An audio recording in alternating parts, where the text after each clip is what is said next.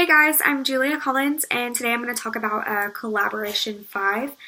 This was over the 3 articles. I'm probably not going to go in order, but I'm going to go ahead and talk to you guys about these today.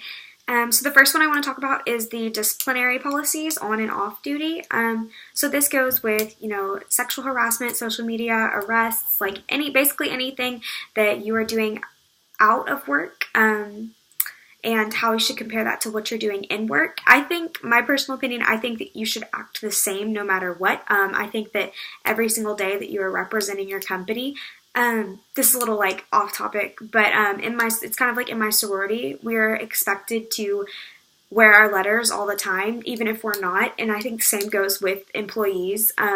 Even though I work at DSW, even though I'm not at work at DSW, I'm still always wearing my logo. I'm not literally, but I'm expected to act as if I'm still wearing my logo. So meaning even if I walked on the street or I'm driving, they still expect me to be like that, and they will still use disciplinary action as if I was working, especially sexual harassment and arrest cases. They obviously have to punish you or reprimand you in certain ways, and I believe that that's their right as their employer to be able to do to get onto you and stuff and punish for certain acts, especially if it's serious sexual harassment. And what you post on social media too, that all goes with it. The second one is the one about there's no method, there was no method to determining salary. That one was super interesting because I had no idea that that was how it was before. They just kind of slapped numbers together, and I thought that was cool because now, the company I work for, I started off at $9.25 an hour, and then I worked my way up. I'm at 11 now, but you work your way up, and every 6 months they give you up either a 10 cent or a 25-cent raise depending on how well you did. So they really have a method there. So that was cool to see that my company has a method. Lastly, was the one talking about millennials.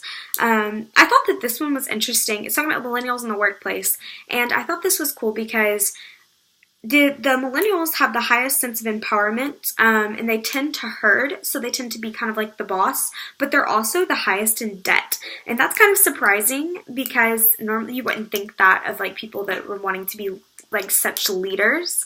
You would think they would kind of have it together, and I mean, nobody's perfect, obviously.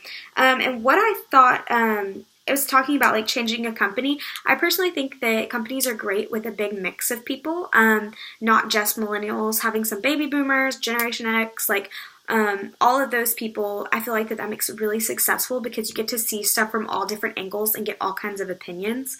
And I also think that it has to do with environment as well.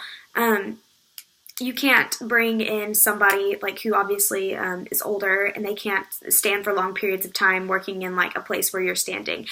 So that wouldn't work out there. However, if you're in an office setting, I think it's a lot more efficient to have a lot of different types of people in there as well. But anyways, thank you guys for watching, and I hope you enjoyed.